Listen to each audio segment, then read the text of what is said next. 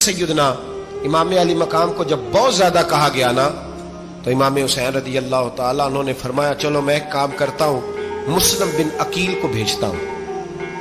हजरत अली के भतीजे हैं, इमाम हुसैन रदी अल्लाह ताला उन्हों के चचा के बेटे हैं, हजरत अकील के साहिबजादे मुस्लिम बिन अकील। बड़े समझदार आदमी थे, मामला फहम थे, बड़े जर्री थे। इतना जबरदस्त मशवरा कम लोग देते हैं जितना हजरत मुस्लिम बिन अकील देते थे। उनको भेजा गया कूफे। अब उसमें बड़ी तफसील है, वो अपने दो बच्चे भी ले गए। जब वो कूफे पहुंचे ना, तो कूफे पर जनाब नौमान बिन बशीर की हुकूमत थी। आप गवर्नर थे और अहले बैत से बड़ी अकीदत रखने वाले, नरम रवैया। उबैदुल्लाह इब्न ज़ियाद कूफे का गवर्नर नहीं था, ये किसी और इलाके का था। जब आप वहां पहुंचे तो नौमान बिन बशीर ने देखा कि हजरत मुस्लिम बिन अकील आए हैं, तो लोग दौड़े उनकी बैत करने, भागे।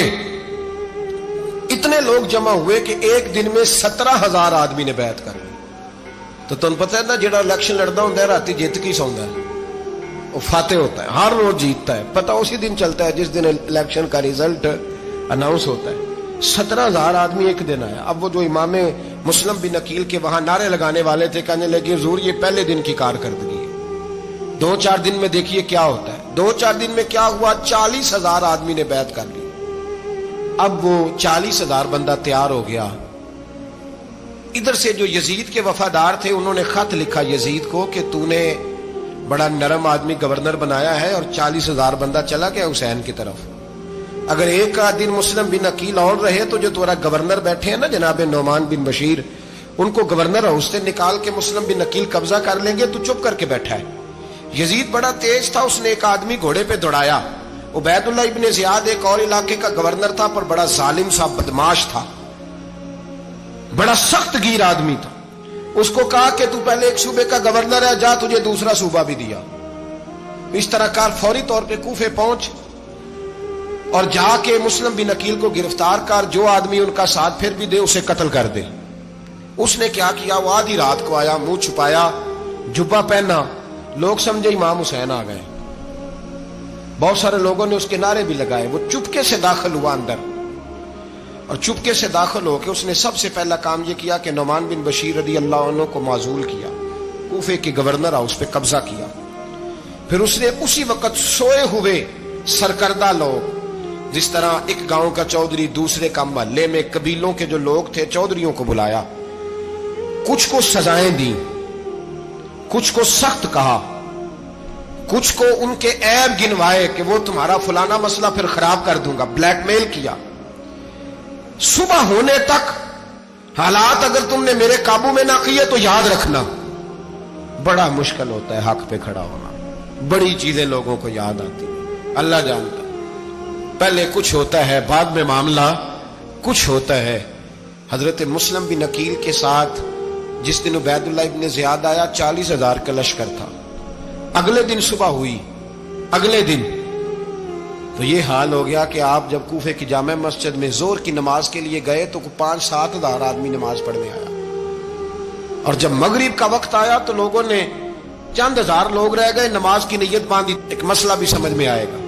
लोगों ने नमाज की नीयत बांधी तो हजरत मुस्लिम बिन अकील इमामत कर रहे हैं, हाथ बांधे हुए हैं। तो बहुत सारे लोगों ने पीछे हाथ छोड़ दिए। एक बंदे ने दूसरे से पूछा, वो हाथ क्यों नहीं बांधते? कहने लगे अगर उबैदुल्लाह इब्न ज़ियाद के किसी बंदे ने देख लिया ना, तो हम उसे कहेंगे हम तो नमाज पढ़ ही नहीं रहे थे, वैसे ही खड़े थे, हाथ ही नहीं बांधे सिरे से।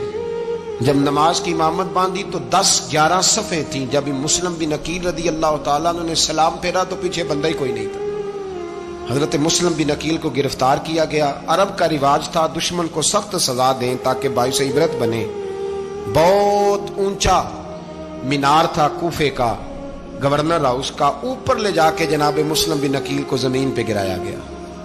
और जब वो शहीद हो गए तो शहीद होने से एक रात पहले वो खत लिख चुके थे इमाम हुसैन को कि आप आ जाएं, हालात बड़े अच्छे हैं। खत मिला तो इमाम हुसैन मक्के से कूफे की जानिब चल पड़े।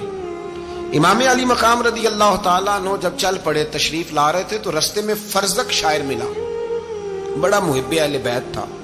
रस्ते में मुलाकात हुई।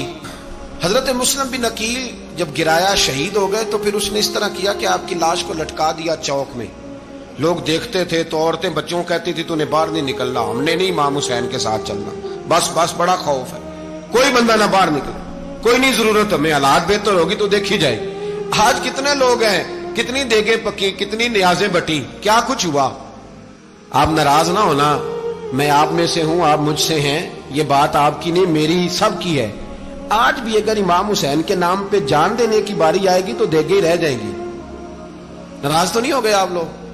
فٹافٹ مائیں کہیں گی باہر دی جانا, بالکل پتر سانو کی لگے, سارا دن کوئی ہمارے لیے. وہ پیر صاحب تو کرتے رہتے ہیں باتیں, ان کا تو کام ہے, خبردار ہم نے نہیں جانا. دیگیں دینے کو سارے تیار ہیں, جانے دینے کو تیار ہونا. ناراض ہو گئے آپ لوگ؟ چلو کوئی نہیں, ہو جاؤ, خیر صلی اللہ ہے, بات تو ٹھیک کر رہا ہوں نا. حضرت امام حسین رضی اللہ تعالیٰ عنہ نے فرزق شاہ رستے میں ملا تو امام حسین کو کہنے لگا کہاں جا رہے ہیں؟ فرمایا میں کوفے جا رہا ہوں. کہنے لگا حضور نہ جائیے گا, لوگوں کے دل آپ کے ساتھ ہیں, تلواریں آپ کے ساتھ نہیں. ہر بندہ نہیں کہتا اسی ویسے ان جیسی حمایت فراڈیاں دی کرن ڈے ہیں تو پھر چھڑ دے کیوں نہیں ہیں, ان جے دھوکھے باز ہی انہیں کرایا ان کھ نہیں تو پھر چھوڑ دو جان, تم ہی چھوڑ دو. یہ بندہ بات صحیح کر رہا ہے, بندہ ویسے یہ بات صحیح کر رہا ہے, پر اجے حالات نہیں ٹھیک ہے, دے والے بندے ٹھیک نہیں, پر کیا تماشا ہے, کب تک ایسا رہے گا, کہ کب تک یہ بات چلے گی. سیدنا امام حسین رضی اللہ تعالیٰ عنہ کو آ کے کہا حضور وہ سارے کوفے والے مانتے ہیں کہ بات حسین کی ٹھیک ہے لیکن آپ کی سپورٹ نہیں کریں گے.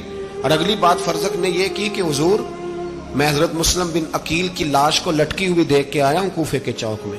بڑا ہی خوبصورت فکرہ ہے امام حسین کا.